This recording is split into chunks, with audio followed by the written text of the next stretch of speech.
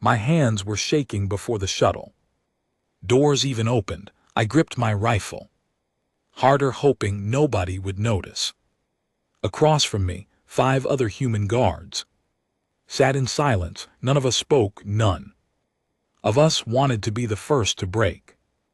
The voice in my helmet crackled, landing. In 60 seconds, stand ready.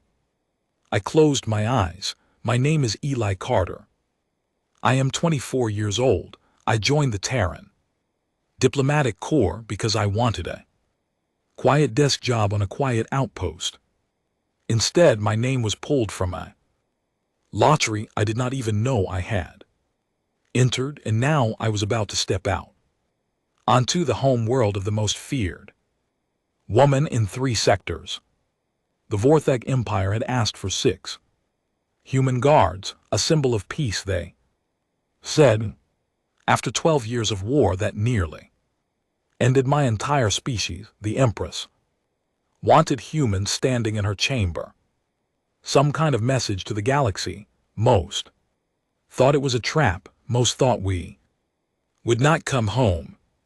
5 of the guards beside me had volunteered. They wanted glory. They wanted medals. I just wanted to file paperwork, but here I was anyway. The shuttle hit the ground with a heavy thud. The door slid open. Hot wind rushed inside, smelling like burnt cinnamon and something I could not name. I stood up too fast and almost tripped on my own boots. Sergeant Holt, our team leader, glared at me. Carter, hold it together. Yes, sir. I tried to say it firmly. It came out more like a whisper. We marched down the ramp in formation. The sky above us was a dark red like the inside of a wound. Black towers stretched up around us, taller than any building I had ever seen on Earth, and the gravity, it pressed down on my shoulders like an invisible hand. Every step felt heavier than the last. The Vorthek Honor Guard waited for us at the base of the great stairs. They were 9 ft tall. And GT snorts. And GT. Their skin was black and scaled and bone. Crowns grew right out of their skulls. Sharp and curved, their eyes were yellow. They looked at us the way a person might look at a small bug crawling across a kitchen floor, not angry, just curious if we were worth crushing. The captain of the Vorthek Guard stepped forward. His voice rolled like thunder. You will follow, you will not speak. Unless spoken to, you will not look at the Empress directly. You will not move from your post even if the palace falls. Is this clear? Yes, sir, we said together. Good. He turned. Move. We walked up the stairs. There were 200 of them. By the top, my legs were burning. The doors of the throne hall opened in front of us, and I forgot how to breathe. The hall was huge, bigger than any cathedral I had ever seen. Red banners hung from the ceiling all the way to the floor. Dark stone pillars ran down both sides. At the far end, a throne carved from a single piece of black bone rose up like a mountain, and on that throne sat her. I had seen pictures. Every human alive had seen pictures, but pictures lie. They make you think you understand. You do not understand until you stand in the same room.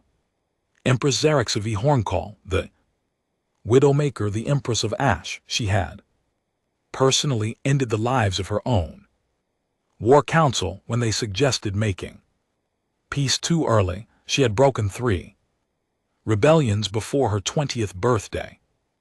They said her stare could turn brave men into stone. She was tall even sitting down. Her bone crown rose high above her head, sharp as knives. Her armor was dark and quiet. No gold, no jewels, just smooth black metal. In her eyes were like melted gold, and they were already moving. Across our line. We took our positions along the walls. I was placed near the back. I tried to keep my breathing slow. I tried to stand still, but then her gaze swept across the hall, and for one terrible second, it landed on me. I should have looked down. I knew the rule. Every guard knew the rule, but I did not look down. I looked back at her. Just for a moment, just because I could not stop myself. A Vorthak guard near me saw it. He turned, raised one armored hand, and stepped toward me. I knew what was coming. I closed my eyes and waited for the strike. It did not come. A single clawed finger had lifted from the throne. The whole hall froze. "Leave the small one," came her voice. Low, smooth, a little amused. "I want to see how long it survives." The guard stepped back. My knees almost gave out. I forced myself to stand straight. I felt every eye in the hall turn to me and then turn away like I had been marked. The ceremony went on. Officials spoke in their long rolling language. Treaties were signed. Hours passed. I did not move. I did not breathe more than I had to, but every now and then I felt it. That golden gaze brushing past me like a hand checking if I was still there. By the time we were dismissed, my legs were numb. My back was screaming. I followed the others out of the hall in silence. The Vorthak captain walked beside us. "You," he pointed at me, "the Empress has noted you. Do not be flattered. She notes everything. She plans to remove." "Yes, sir," I said. Behind me, Holt let out a long, slow breath. "Carter, what did you do?" I looked at her. "Sir, just for a second." Holt rubbed his face with both hands. "Just for a second." "I am sorry, sir." "Do not be sorry." He looked at me tired. "Be careful. There is a difference." That night the human guards were given a room together in the lower wing of the palace. It was small. The beds were too low for our backs. The air was thick. Quill, the youngest of us, had not stopped sweating since we landed. Dash was unpacking her kit calmly like we were on holiday. Holt sat on the edge of his bed and stared at the wall. I lay on my back and looked at the dark ceiling. I could still feel that golden gaze. I could still hear her voice. "Leave the small one. I want to see how long it survives." I should have been afraid, and I was. Of course I was, but there was something else under the fear, and that something else scared me more than anything in the room. She had looked at me, not through me, at me, like I was a person. I told myself I was being foolish.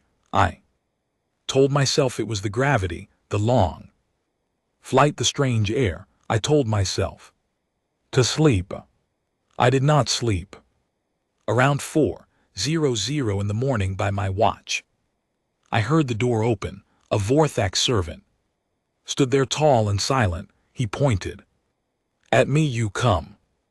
The others sat up fast. Holt stood. "What is this?" "The Empress requests the small one," the servant said. "Alone." Holt looked at me. His face was carefully blank. "Carter." "Sir." "Walk slow, speak less, come back." "Yes, sir." I followed the servant through long stone halls. Torches burned in the walls, but their flame was blue, not orange. The shadows moved strangely.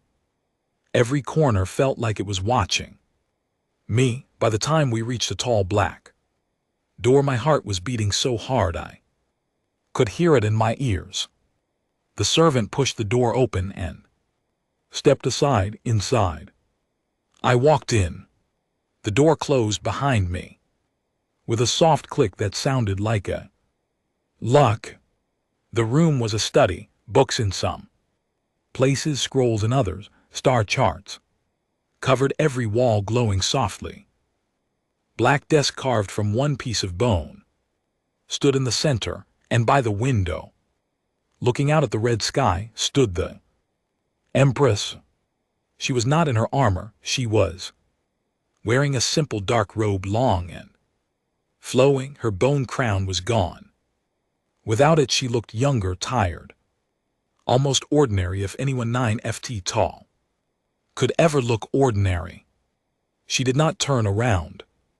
"Eli Carter," she said. Her voice was softer here, without the hall to carry. It had become something else, something almost human. "Yes, Your Majesty." "Why did you look at me?"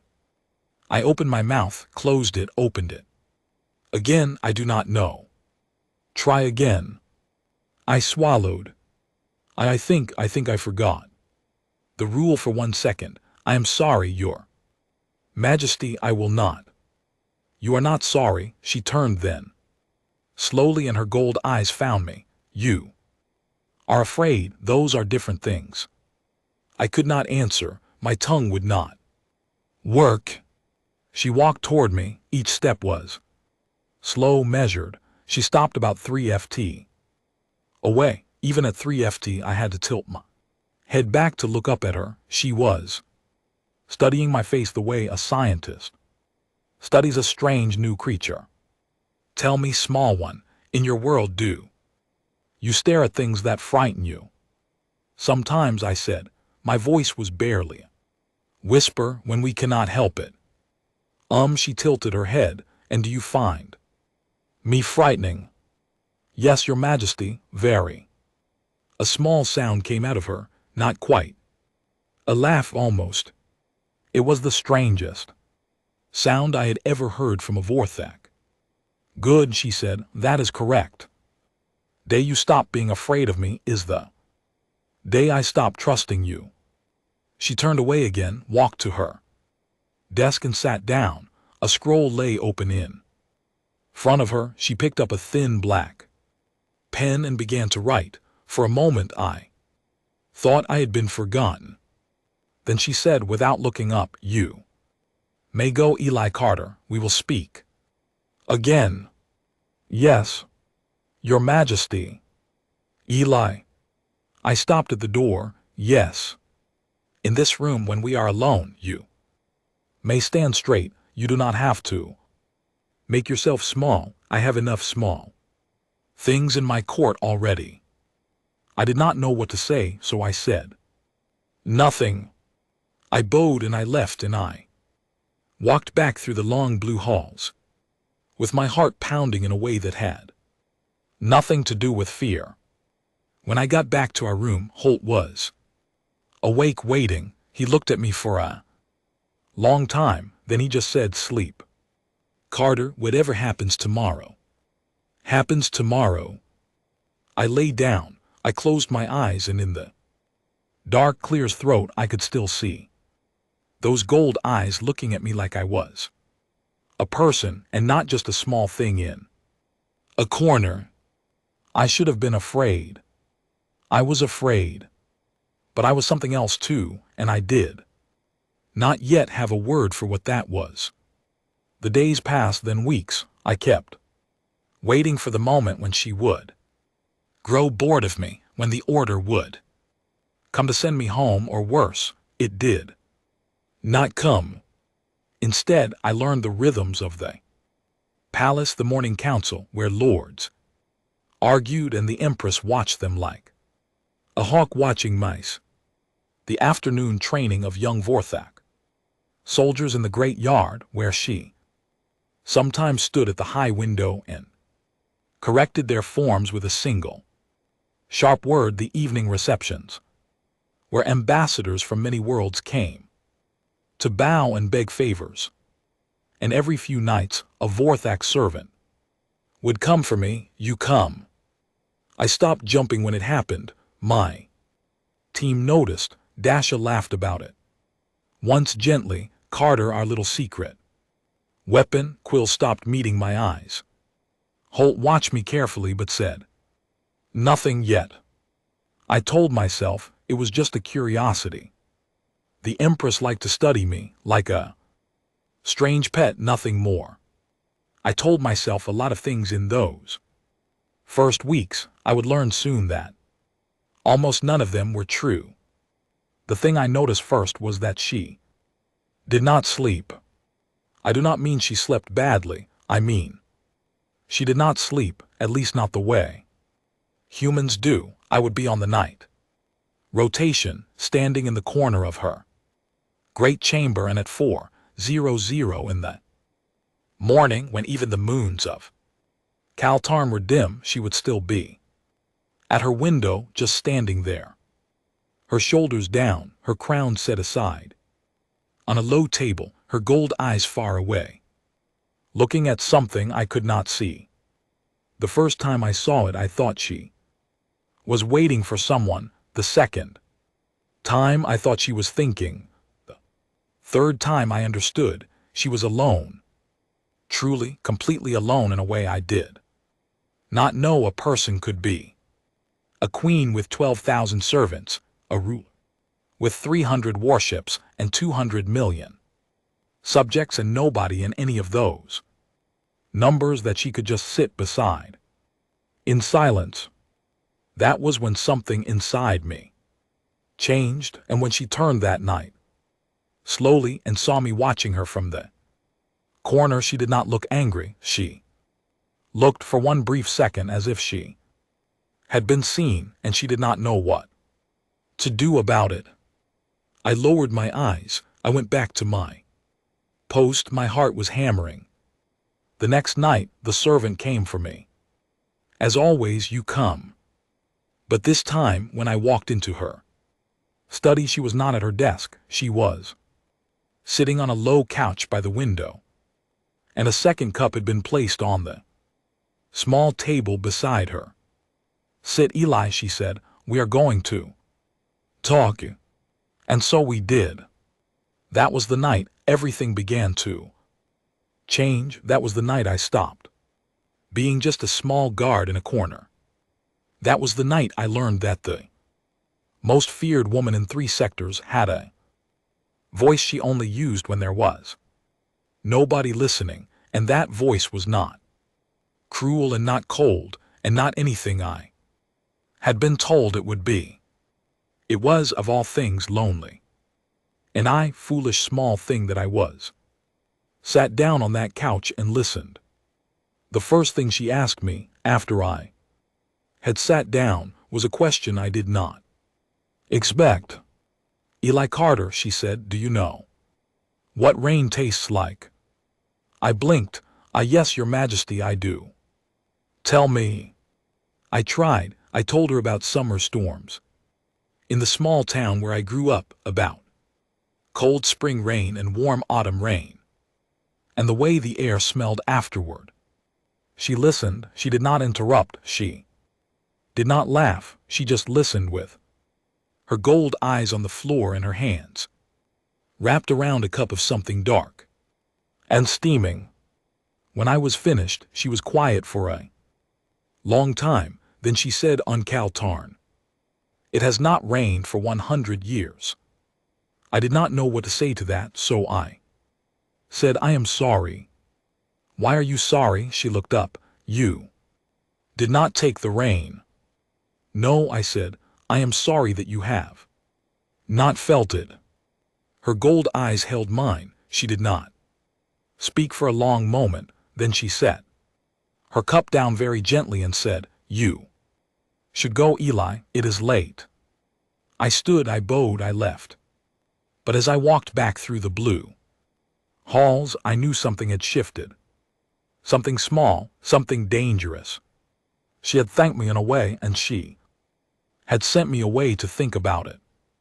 And in the lower wing, in our small bunk room, I lay awake until the red sun rose, and I thought about gold eyes and the sound of rain, and how a world could go 100 years without it, and what that did to a person who ruled such a world. I was in trouble. I knew it then. I just did not know yet how deep the trouble would go. The next day, she did not call for me. The day after that, she did not either. By the third day, I told myself I had. Imagine the whole thing. By the fourth day, I began to feel something cold and small in my chest, and I pretended it was nothing. On the fifth day, the servant came. Again, this time he carried something. A small wooden box. The Empress, he said, requests your presence, and she requests that you bring this with you. He held out the box. I took it, I opened it. Inside were dried leaves I knew very well. Chamomile. I did not know how she had found it. I did not ask. I just nodded and followed him through the halls, and as I walked, I held the small wooden box like it was the most important thing in the universe. Because in a way it was, though I did not yet understand why. What I did understand, walking those long blue corridors, was that I, Eli Carter, junior guard from a small town on Earth, was about to make a cup of tea for the Empress of Ash, and that nothing in my life would ever be the same after. The world I had known was already gone. I just did not notice yet. But I would. Soon I would.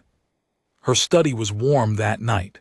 The lights were dimmer than usual. She was not at her desk. She was on the couch by the window, the second cup waiting on the table, exactly where it had been before. I held up the small wooden box. She looked at it. Her gold eyes flickered. "Show me," she said quietly. "Show me how it is done." So I knelt by the small table, and I opened the box, and I began to make her tea. And outside, the red sky of Caltarn turned slowly toward dawn, and somewhere in the deep halls of the palace, an old lord named Vasech was already beginning to plan how to remove me from this world. But I did not know that yet. That was tomorrow's problem. Tonight I just made tea. The hot water steamed. The dried flowers turned slowly in the cup. She watched me with eyes I no longer fully understood. And I watched her watch me, and neither of us said anything at all. That was how it began. Quiet, careful, almost gentle. A small thing in a vast palace on a far world in the middle of a galaxy that did not yet know what was coming.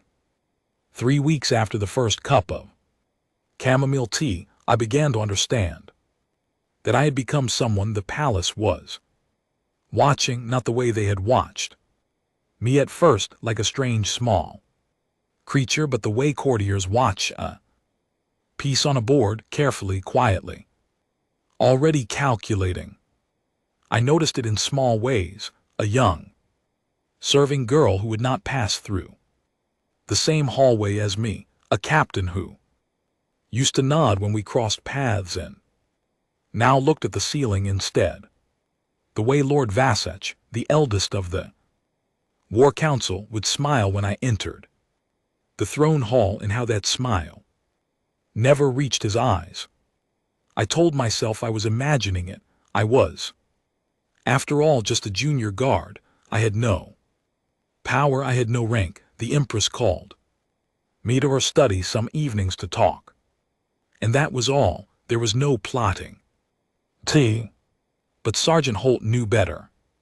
He pulled me aside one cold morning in the lower yard after our drill. His face was tight. "Carter, walk with me." "Yes, sir." We walked the outer wall. Down below us, a cargo ship was unloading red metal crates. Vorthak workers moved like dark ants on the stone. "How often," he said without looking at me, "how often does she send for you now?" I felt my stomach drop. I lied badly. "Maybe twice a week." He stopped walking.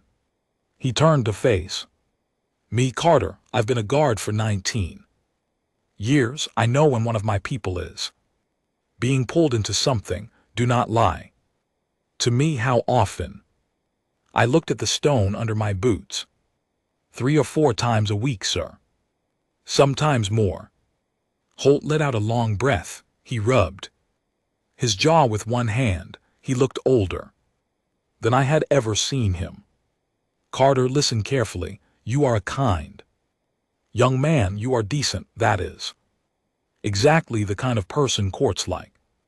This 1 tier apart. I am not, I started, and then I did not know how to finish. I am not in a court. I am just a guard. You were just a guard, Holt said. You are not just a guard anymore. You are the human the Empress speaks to. The whole palace knows, and the whole palace is now deciding what to do about you. I did not answer. There was nothing to say. I cannot stop you, he went on.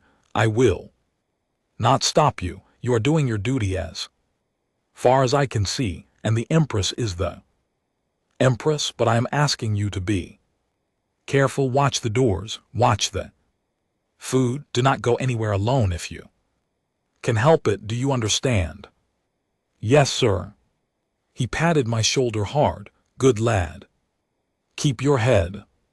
He walked away. I stayed at the wall for a long time, looking down at the cargo ships. That evening, I went to her study with a knot in my chest. She saw it the moment I walked in. Her gold eyes narrowed. She sat very still on her couch, her tea untouched. Eli, she said, something is wrong with you. I tried to smile. It is nothing, Your Majesty. Sit down, tell me. I sat. I held the cup she had poured for me. The warmth of it pressed into my palms. I did not know how to begin, so just began. People are watching me, I said, in the halls, in the yard. They were not before, now they are, my sergeant says. The palace knows. He says I should be careful. She did not answer at first. She set her own cup down very gently. Her face had gone still in the way it did when she was thinking many things at once. Your sergeant, she said finally, is a wise man. I lifted my head. So it is true. It has been true for a while, Eli. I had hoped you would not notice. I see. Now that was foolish of me. There was something in her voice I had never heard before. It took me a moment to place it, then I had it. Guilt, she felt guilty. Your Majesty, I said, I am not afraid. Yes, you are. Not for me. Not really. I'm afraid I have caused trouble for you. She looked at me for a long moment. She just looked at me. Her gold eyes did not move. The fire in the small lamp on the table flickered. Then she said very quietly, Eli. Carter, you are the strangest person I have ever met. I did not know what to do with that, so I drank my tea. She drank hers too. We did not speak. For a while, the silence was not heavy. It was the kind of silence two people share when there is too much to say and no good place to begin. Finally, she set her cup down again and said, tell me about your mother. I almost dropped my tea. My mother. Yes, you said once weeks ago that she taught you to make this tea when you could not sleep. I want to know about her. So I told her. I told her about my mother, who worked in a small bakery and came home smelling like flour and cinnamon. I told her how she sang while she worked badly but with great joy. I told her how she had cried at the docking station when I left for the Corps, and how she had pressed a small bag of dried chamomile into my hand and said, this is in case you forget what home is. I told her things I had not told anyone in years. I do not know why. The words just came. When I was done, the Empress was sitting very still. Her gold eyes were not on Me, they were on the floor, her hands were wrapped around her cup. My mother, she said after a long time. My mother was a great woman, strong, brave. The court feared her, the empire respected her. I loved her with all my heart. Yes, your majesty. When I was 15, she was taken from me by people who sat in our own hall, people she had trusted. They thought a girl could be moved aside more easily than a queen. They were wrong, but it cost me everything to prove it. I am sorry. She lifted her gold eyes to mine. They were wet. And GT snorts. And GT, I had not known Vorthak could cry. I do not think she did either. She blinked, and the wet shine was gone. Eli, she said, I have not spoken her name aloud in 23 years. I have not spoken of her at all. I did not know what to do, so I did the only thing I could think of. I reached across the small table and, very gently, very carefully, I put my human hand on top of her huge clawed one. Her hand was warm, far warmer than I expected. The black scales were smooth. Her claws did not move, did not flex, did not twitch. She looked down at my small hand on hers. She did not pull away. For a very long time, neither of us moved. Then she said, almost too softly too, here, you should not do that, Eli. I started to lift my hand.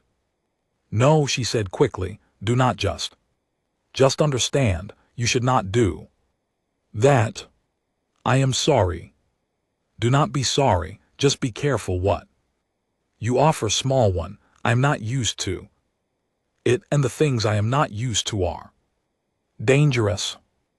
I left her study that night with my hand still warm from where it had rested on hers. I walked back to the lower wing very slowly. Holt was awake when I came in. He looked at my face. He did not ask. The next morning, the trouble began. A messenger came at sunrise. The war council had requested my presence. Just me. Not the human guard, not Holt, just Eli Carter. Holt went pale. Carter, do not go. I have to go, sir. It is an order. Then I am coming with you. The messenger shook his head. The order is for the human guard, Eli Carter alone. The Empress is in a private session and cannot be reached. The War Council is the highest authority in her absence. There is no choice. Holt stood up so fast his chair fell over. Then I am ordering Carter to refuse. You cannot, the messenger said calmly. You are a foreign guard on a foreign world. You may protest, you may not refuse. It was true. We all knew it was true. I put on my uniform. I checked my rifle. I felt my hands shaking again, the way they had on my very first day. Holt grabbed my arm at the door. Carter, listen to me. Whatever they ask, you do not answer. You say you serve the Empress. You say nothing else. Do you understand? Yes, sir. He let me go. I followed the messenger. The War Council met in a hall I had never seen. It was round and dark with 12 high seats arranged in a circle. 11 of them were filled with old Vorthak lords in long black robes. The 12th, the highest, held Lord Vasich. Himself, he was older than the others. His bone crown was small but sharp. His eyes were pale yellow, not gold like the Empress, more like cold sand. He smiled when I walked in. The smile did not touch his eyes like always. Eli Carter, he said, his voice was rich and careful. Please stand in the center. I stood in the center. I felt every eye in the room on me. My uniform suddenly felt too small. We have a small concern, Vasich went On a small matter, nothing serious. It is about your conduct in the palace. My conduct, sir? Yes, specifically, your nightly visits. To the Empress of Ash. The room went very quiet. I kept my face still. I serve the Empress, I said. I follow her orders. Of course, Vasech folded his clawed hands. We do not question your service, we question the nature of these visits. The Empress has not been herself, you see. She has been distracted. She has missed 2 strategic sessions this month. She speaks of human customs. She drinks human drinks. She is the Empress, I said carefully. She may do as she pleases. Vasech's smile thinned. Yes, she may. But we, her council, must protect her even from herself sometimes, even from small things she has grown fond of, especially from small things she has grown fond of. I felt cold. I said nothing. Tell us, small guard, what do you speak of in those long evening hours? I said, the weather, stars. Stars? Yes, sir, star charts. She likes them. He stared at me. I did not look away. I had learned that already in the throne hall on the very first day. I did not look away. After a long moment he leaned back. His seat creaked. Very well, he said. Thank you, Eli. Carter, you may go. I bowed. I turned. I walked out of that round dark room with my back straight and my hands shaking, and I did not let either show. When I got back to the lower wing, Holt took one look at me and said, tell me everything. So I did. He listened. When I was finished, he sat very still for a long time. Then he said, Carter, you need to be ready. You may have to leave Kale Tarn very fast. Pack a small bag, keep it under your bunk. If I tell you to run, you run, and you do not look back. Yes, sir. That night I did not go to her study. No servant came for me. The whole palace seemed to be holding its breath. The next day the order came. I was being reassigned a special detail, a remote moon. I was to leave on a small shuttle alone in 2 days' time. Holt read the order. His face went hard and cold. This is not an order, he said quietly. This is a knife in the dark. What do we do? He looked at me. He looked at Dasher and Quill sitting on their bunks watching us. We do not run, he said. Not yet. We send a message to her directly, the proper way, through the Empress's own household, not through the council. If she does not know, she will know now. But how, sir? I asked. We cannot reach her. Holt smiled just a little. There is one Vorthek in this palace who does not bow to Vasset, her household chamberlain. Old Tom, he is loyal to her mother's memory and therefore to her, and he likes humans. He told me so himself on our first night here. I thought he was being polite. Maybe he was being something more. That night Holt slipped out of the lower wing alone. He came back 2 hours later. He nodded to me. Sleep, Carter. The message is sent. Whatever happens tomorrow will happen. Tomorrow. I lay down. I did not sleep. I stared at the ceiling and I thought about her gold eyes, wet and quickly blinked clear. I thought about a girl of 15 who had become an empress in one terrible night. I thought about my hand on hers. Then just before dawn, the door of our room flew open with a crash that shook the walls. 6 Vorthak guards stood in the doorway. Their armor was the deep red of the imperial household. Their captain stepped forward. His voice was sharp. Eli Carter, stand. Come with us. Empress requires you now by her own command. Holt was on his feet, hand on his. Sidearm, show me the seal. The captain held up a small dark token. Holt looked at it, his shoulders dropped. He stepped aside. He nodded to me. Go, Carter. Go. I went. We ran through the halls, not walked. Ran. The captain did not slow down. Servants pressed against the walls as we passed. We took stairs 3 at a time. My chest was burning. My legs were screaming. Where are we going? I gasped. The Empress of Ash, the captain said, without looking back, is in her private study. She has not slept tonight. She snorts. Received a message at the 3rd hour. Since then she has been giving orders, many orders. Some of them, she says, are about you. Is she safe? He did not answer. He just ran faster. We reached the great doors of her private wing. They were already open. She was standing in the hallway in full ceremonial armor, her bone crown high and gleaming, her gold eyes burning. 2 more guards stood behind her. 3 Vorthak lords in black robes were on their knees in front of her. She saw me coming. She did not smile.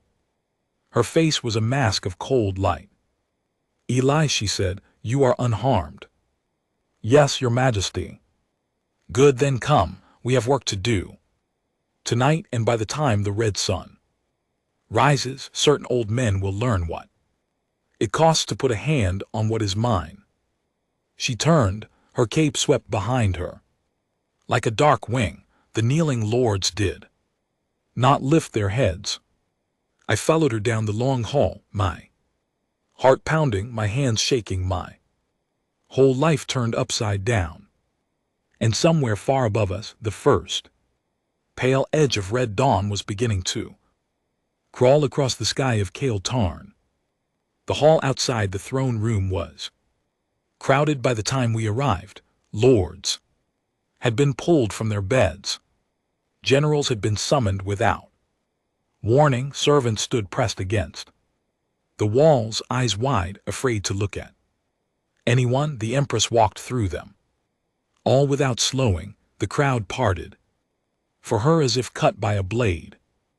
I followed 2 steps behind her. I did not know where to look. I did not know where to stand. Every time I caught the eye of a passing courtier, they looked away as if I were burning hot. She did not speak to me, not once during that long walk, but when we reached the great doors of the throne hall, she paused just for a heartbeat, and her gold eyes flicked sideways to me, and in that single look she said something with no words at all. I am here, you are here, stand. The doors opened. The throne hall was full, the full council, the high captains, the chief priest of the Bone Crown Order in his white robes, even the human ambassador, Lord Hayden, stood pale and unsure near the back with 2 of his aides beside him. He had been summoned too.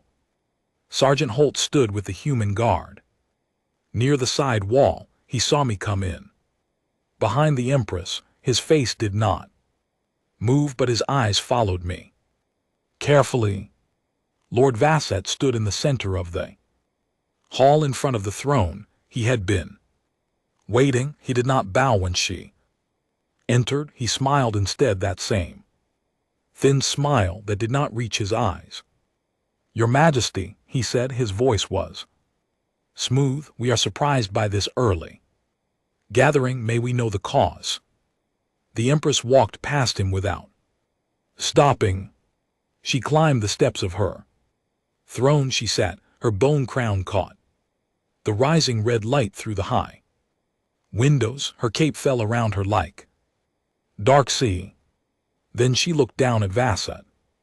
Lord Vassett, she said, yesterday morning you summoned a human guard, a member of my personal household, to the chamber of the War Council without my permission, without my knowledge. Is this true?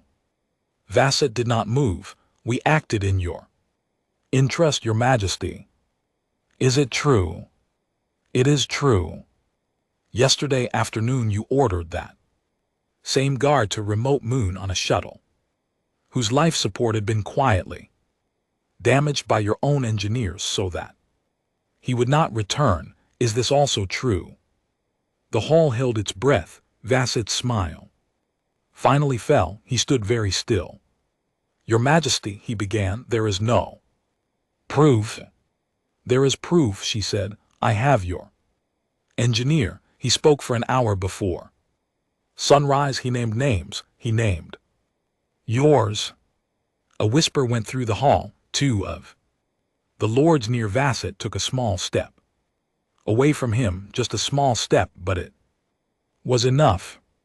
I stood at the bottom of the throne, steps just below her where she had placed me. With one short gesture as we entered, my hands were behind my back so they would not shake too visibly. My heart was hammering. Vasset drew himself up. His old eyes were cold now, all pretense gone. Your Majesty, he said, we acted because the Empire needs you focused. The Empire needs you strong. The Empire does not need you spending your nights drinking warm flower water with a small alien creature. Lord Hayden, the human ambassador, made a small sound in his throat. He had not expected to hear that part.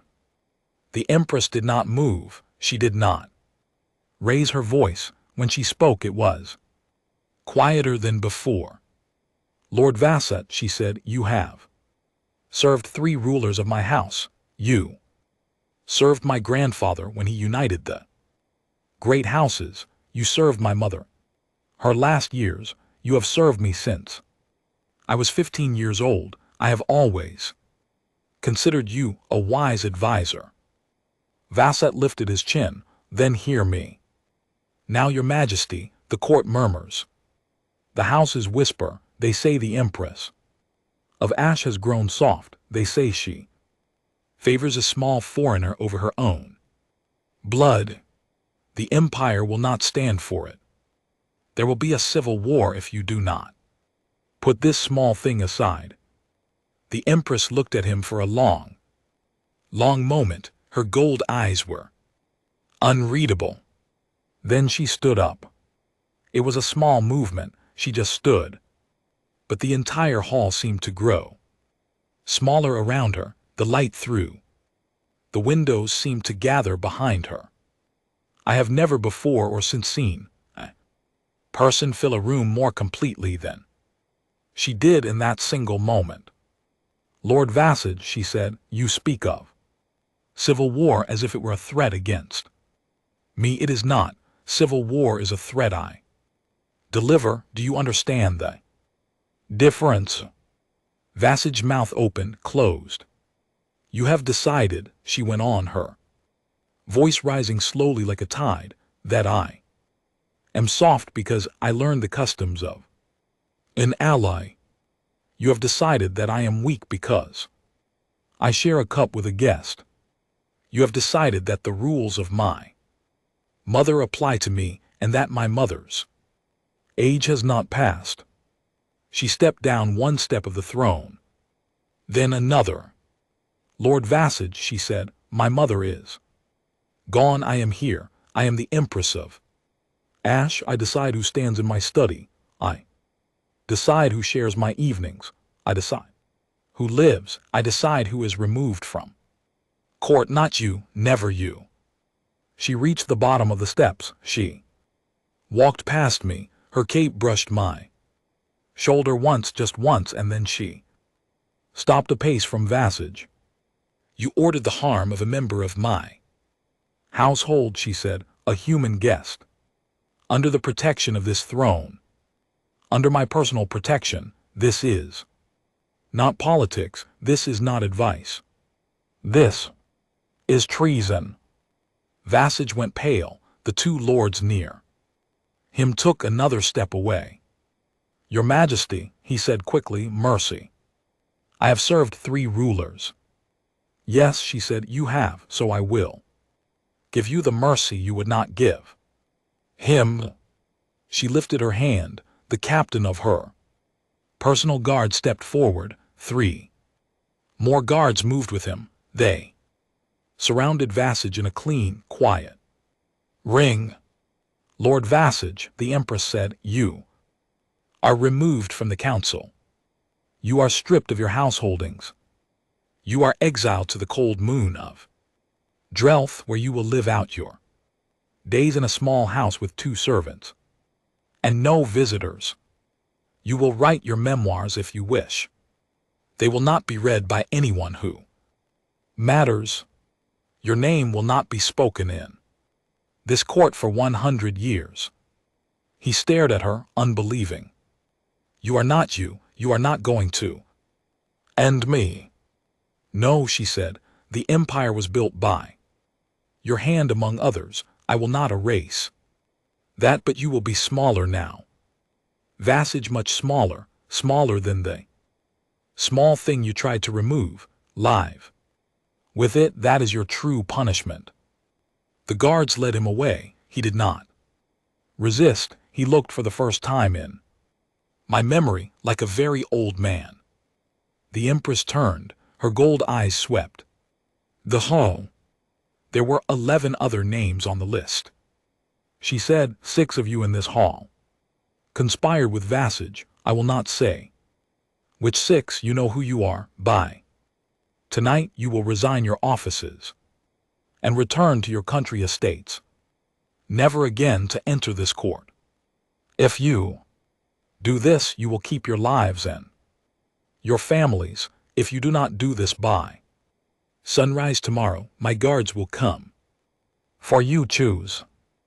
A long silence, then slowly 6 of the lords stepped back from the others. They bowed. They left the hall without speaking. No one stopped them.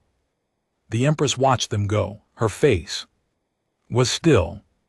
The rest of you, she said, hear me. The human guest stays. The human ambassador stays. The treaty stand. The peace stands. Anyone who whispers otherwise will whisper to empty walls. This is my will. This is the will of the throne. This is final. Yes, your majesty, the hall said as one. She turned and walked back toward the throne. She climbed the steps. She sat. Again, the bone crown caught the light. She looked just for a moment like a painting of an ancient queen. Then her eyes found me, standing at the bottom of the steps, still trembling. Eli. I climbed the steps. I had never been on the throne steps before. I had never even imagined being on them. My boots felt loud on the stone. I stopped 2 steps below her seat. Kneel, she said. I knelt. I bowed my head. I felt her clawed hand very gently lift my chin. Look up, she said. I looked up. Her gold eyes were close. Her face was tired. Their snorts were lines I had never noticed before near the corners of her eyes, a tiny scar. Above one brow, a small smudge of dust. On the edge of her bone crown, up close. She was not a painting. She was a woman. In front of all of them, she said, very softly, only for me to hear, I am going to do something now. I am going to claim you. The court will understand it as politics. It is not. It is not politics. Eli, do you understand? Yes, I whispered. If you do not want this, say so now. I will not be angry. I will protect you. Anyway, I will send you home with honors. You may say no. I looked into her gold eyes. I thought of a girl of 15 alone after her mother fell. I thought of 100 years without rain. I thought of a hand under mine on a small wooden table. I do not want to go home, I said. Quietly, not yet, not without you. She closed her eyes just for one heartbeat. When she opened them, they were bright. Good, she said. She turned to face the hall. Her voice rose. "This man," she said, lifting her hand toward me, "is Eli Carter, Jr., Guardsman of the Human Diplomatic Corps, member of my personal household.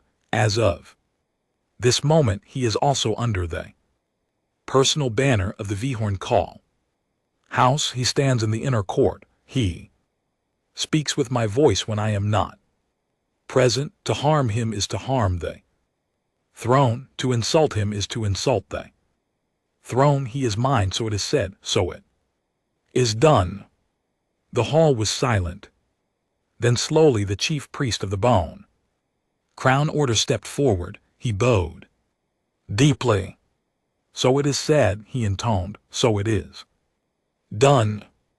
The remaining lords bowed. "So it is said, so it is done." The captain, "So it is said." The servants pressed against the walls. "So it is done." It rolled around the hall like a wave. I felt every bow, every word like a hand pressing on my shoulders, holding me up when I might have fallen. When the wave stopped, the Empress sat back down on her throne. She let out a long breath. Her shoulders softened just a little, just enough that someone who had watched her at 4:00 in the morning, alone at a window, would know what it meant. She looked at me. "You may stand at the foot of the throne," she said, "until I dismiss the hall." "Yes, Your Majesty." I stood, I turned, I faced the hall. I felt every eye on me. I did not look down. I did not make myself small. I remembered the first night when she had told me, "In this room is enough small things in my court already." The next hours were a blur. There were proclamations to sign, houses to call. The human ambassador, Lord Hayden, was brought up to speak privately with her. He was nervous, he was sweating, he kept glancing at me as if I had grown a second head. When he finally left, Holt was allowed to come up. He stood at the bottom of the steps. His face was unreadable, but his eyes were warm. "Your Majesty," he said, "with your permission, I would like to speak with my guard." "Granted," she said. I came down the steps. Holt looked me up and down like he was checking I was in one piece. "Carter," he said quietly, "are you all right?" I thought about it. "I'm not sure, sir. But I am here." He nodded once slowly, then he said something I will never forget. "Earth is going to lose its mind over this," he said. "Lord Hayden is going to send a panicked message in the next hour. Generals will shout, politicians will scream, there will be op-eds on 3 planets by sundown. Your mother is going to call you crying." I made a small sound, half a laugh, half a sob. But Holt went on, "Listen to me, you did not start this, you did not chase this. You stood your post, you followed your duty, you opened a door that opened by itself and you walked through it. Without making a fool of yourself, you did your job, Carter. The rest is not about you, the rest is about an empress and an empire and treaties and history. You did your job." "Yes, sir."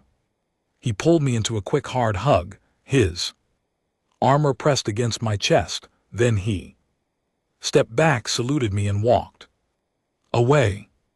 I almost cried. I held it in. When the hall finally emptied, when the last lord had gone and the doors were closed and only the Empress and I and 4 of her personal guards remained, she stood up from her throne, slowly, as if she were very, very tired. She walked down the steps. She stopped in front of me. "Eli," she said. "Yes." "I am tired." "Yes." "Will you walk with me back to my study?" "Of course." We walked together, her 4 guards following at a distance. The halls were quiet. The red sun was now high through the windows. Somewhere in the gardens, a bird I did not know the name of called once, then fell silent. When we reached her study, the door closed behind us, and we were alone. Again she unclasped her cape. She set her bone crown on the small low table, where I had once placed a wooden box of dried flowers. She sat down on the couch by the window. I stood. "Eli," she said, "sit with me just for a moment." I sat carefully, half a pace from her, closer than the chair I once would have used. She leaned her head back against the couch. She closed her eyes. "I have not done a thing like that in years," she said. "I had forgotten how heavy it was." "You did the right thing," I said quietly. "I did the necessary thing. Those are not always the same, but yes, I think today they were." A long pause, then she opened her eyes and looked at me. Her gold eyes were soft now, not the thrown eyes, the study eyes. "You said something earlier," she said, "on the steps. You said I do not want to go home, not without you." I nodded. "Did you mean it?" I looked at her, at the lines near her eyes, at the small scar above her brow, at the woman, not the painting. "Yes," I said, "I meant it." She let out a long, slow breath. She lifted one clawed hand carefully. Slowly, she placed it palm down on the couch between us, an invitation, not an order, a choice. I looked at her hand. I looked at her face. I placed my hand on top of hers. Her claws closed gently, very gently, around mine. Her hand was warm, far warmer than I expected, the same as the first time. This time, neither of us said it should not happen. We just sat like that, by the window in the quiet study, while the red sun moved slowly across the sky of Kale Tarn, and somewhere in the deep halls below us, new world was already being born. 3 years passed. It is strange, looking back, how quickly so much can change and how slowly. 3 years felt like both a single long evening and a whole lifetime. In the first months after the bone council changes, as the historians later called that long morning, the empire did not love me. I will not pretend otherwise. There were whispers in the halls. There were small, polite cruelties, a serving girl who would not look at me, a lord who, when asked to pass the salt at a state dinner, would pass it through a third hand instead of touching mine, the chief priest of the Bone Crown Order, a kind old man named Rhythm, came to me one evening and said gently, "Eli, the people need time. Do not take their slow hearts as hatred. Vorthak hearts have always been slow. Mine took 90 years to learn to love a foreigner, and now I cannot stop." I laughed. He laughed. After that I felt a little better. She helped, of course, every day in small ways. She did not announce that things would change. She did not give speeches. She simply lived the new life out loud, and slowly the court began to follow.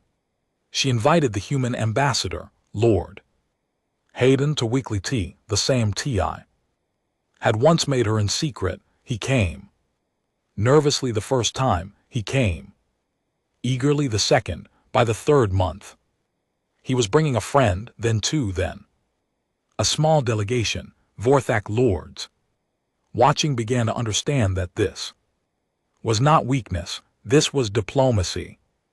The new kind of diplomacy, the kind their old enemies were now better at than they were.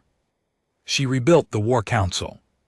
The 6 lords who had bowed and gone home stayed home. New lords came in, some young, Some surprising, she placed 2 women on the council for the first time in 100 years. One of them was Lady Vesca, a sharp-eyed scholar who had argued before the war for peace with Earth. She had been laughed at then. She did not laugh now.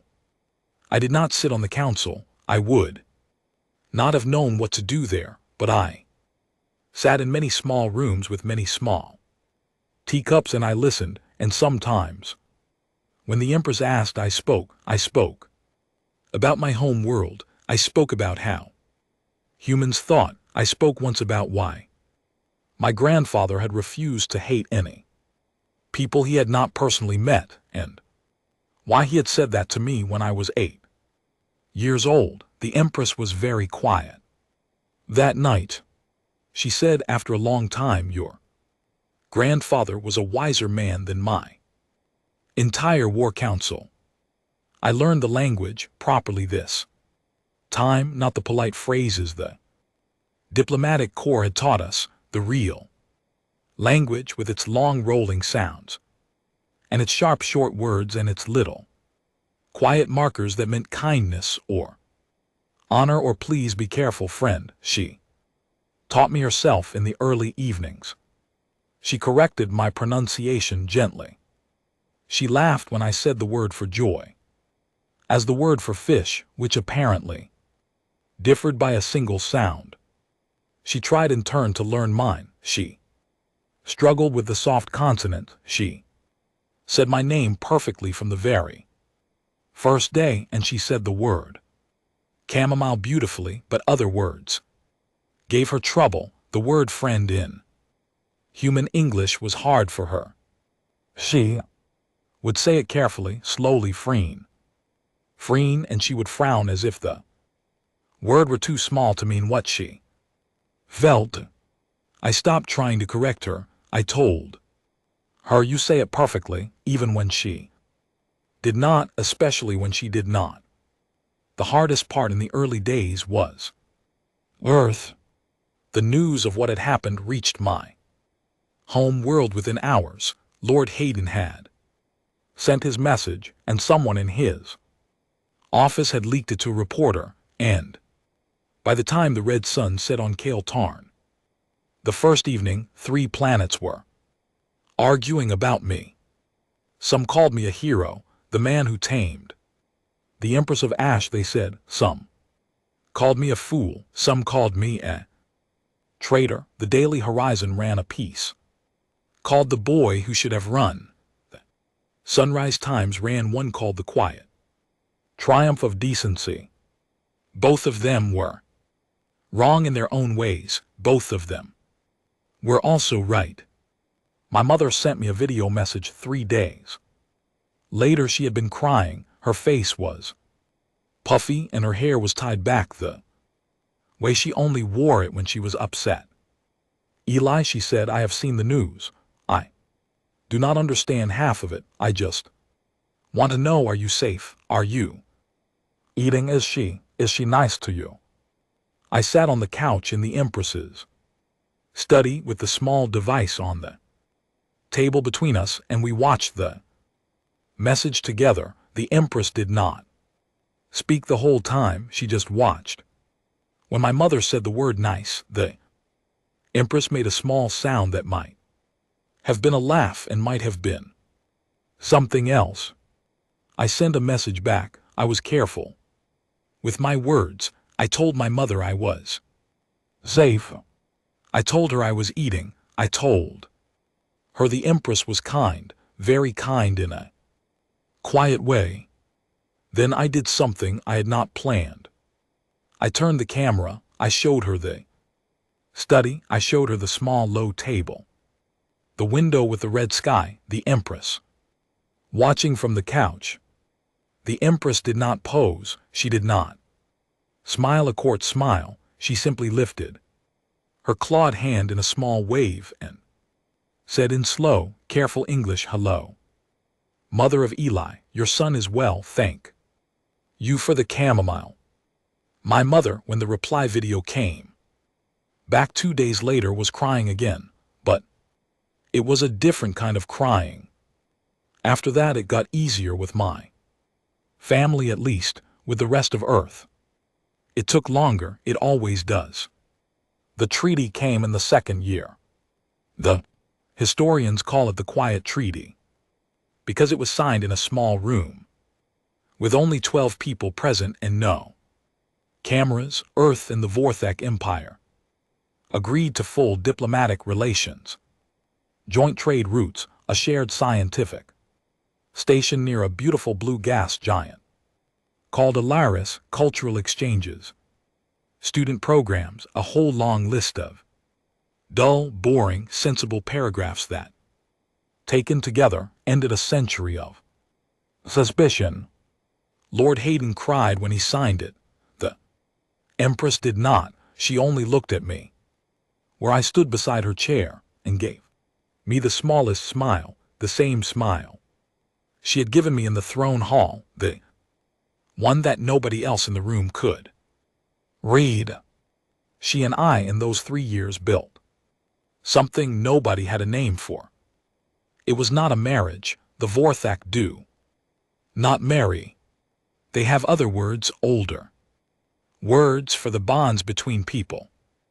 None of them quite fit us either. We borrowed bits from both languages. We invented some of our own. We did not announce it. We did not need to. The court watched, the empire watched, the galaxy watched, and slowly over time, they all settled on a simple phrase. The Empress and her Eli. That was enough. I learned to live in 1.3 gravity. My back hurt for a year, then it stopped hurting. Gave me something for my bones. The Empress's physician made me stand on a strange pad every morning between them. My body figured it out. She tried chamomile tea every evening. She had her own cup now, a small dark one with a tiny silver flower carved into the side. I had given it to her on the first anniversary of the bone council changes. She did not say thank you when I gave it to her. She did not need to. She used it every night for the rest of my life. I read her poetry, earth poetry. She did not understand half the words. She listened anyway. She especially liked an old poem by a woman named Mary, written hundreds of years ago about wild geese flying over a lake. She made me read it many times. She said every time, the geese in this poem are very tired, but they are going home. She said it as if it explained something only she understood. Maybe it did. I never asked. Now I will tell you about the night that ended this story, and that began the next. It was 3 years after the Bone Council changes. There was a state ball, the largest the palace had hosted in 20 years, ambassadors from 40 worlds, the hall full of light, new banners hanging from the ceiling, half Vorthak red, half human blue, woven together along the edges in a pattern Lady Veska had designed herself. I was no longer in guard uniform. I had not been in guard uniform for a long time. I wore a quiet dark suit cut Vorthak style with a single small silver pin at the collar. The pin was shaped like a chamomile flower. Only she and I knew what it meant. She wore her bone crown, her ceremonial cape, her dark armor polished smooth. She was magnificent. She was in that hall exactly the figure the galaxy had always pictured, the Empress of Ash, the Widowmaker. But when she lifted her cup to a toast, her clawed fingers brushed mine very gently, the way they had on the couch the first time, and nobody in the hall could see, but I felt it. That was when the young noble was brought forward. He was very young, 20 maybe. His house was old and small. His name was Felvin, of House Maris, and he had been chosen to be presented at court for the first time. He walked toward the throne with stiff steps, his clawed hands shook. He could not meet her eyes when he stopped. At the bottom of the steps he stuttered his name twice and could not finish it. Bow properly because his knees were locking up. The hall went quiet, the way halls do when someone is failing in public. A few of the older lords smirked, one or two looked away in pity. The young man's mother in the crowd looked stricken. I felt for him. I knew that feeling. I had been him on a night 4 years ago in this very hall. The Empress looked down at him. Her gold eyes did not move. Her face did not change. Then very slowly, she did something I did not expect. She glanced sideways at me, just for one beat, just long enough for me to see the smallest curve of her mouth, the kind that nobody else could read. She remembered. She turned back to the young man, and when she spoke, her voice was different, softer than the council had ever heard it, softer than the great houses had ever imagined it. Be at ease, small one, she said. Brave ones are always afraid first. The young man looked up, his mouth opened. He had clearly expected anything else, a scolding, a sharp dismissal, even maybe an old kind of cruelty. He had not expected gentleness. He bowed properly this time. He spoke his name clearly. He completed the presentation without another stumble. When he stepped back, his mother was wiping her eyes. The hall stayed quiet, but it was a different kind of quiet now. The Empress turned. She held out her hand. I took it. Her claws closed around my fingers. They have always been careful around my fingers from the very first time. They always will be. We walked together down the steps of the throne into the hall. The crowd parted. The music began to play again, a slow piece from a small string instrument I did not recognize. 40 worlds watched. I leaned in close to her just for a moment. As we walked, I spoke too softly for anyone else to hear. Thank you, I whispered. Her gold eyes did not move from the hall, but her hand tightened on mine. Just a little. For what? She said. For being kind to him. I learned it from someone, she said. Quietly, a small one I once knew. He stood in a corner one night and looked at me when he should not have. I should have removed him. I did not. I am very glad I did not. I could not speak for a moment. Then I said, I love you. She did not turn. She did not stop walking. The hall went on around us. Music played. The 40 ambassadors smiled and bowed and did their work. In her own language, very quietly, she said the long old word her people used for the deepest bond. The one she had once told me on a quiet evening was the word her mother and father had used for each other before the war. She had never said it aloud to anyone in her life. She told me later, much later, that she had been holding it inside her chest for nearly 2 years, waiting for the right night. She let it out that night in the middle of 40 worlds in a string quartet and 1,000 glasses of wine, quiet enough that only I heard it, loud enough that I would never forget.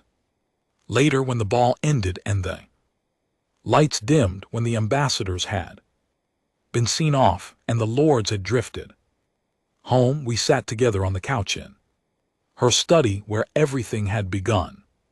The small low table, the window with the red sky, the 2 cups side by side, hers with the silver chamomile, mine plain and old, the same one I had used the first time.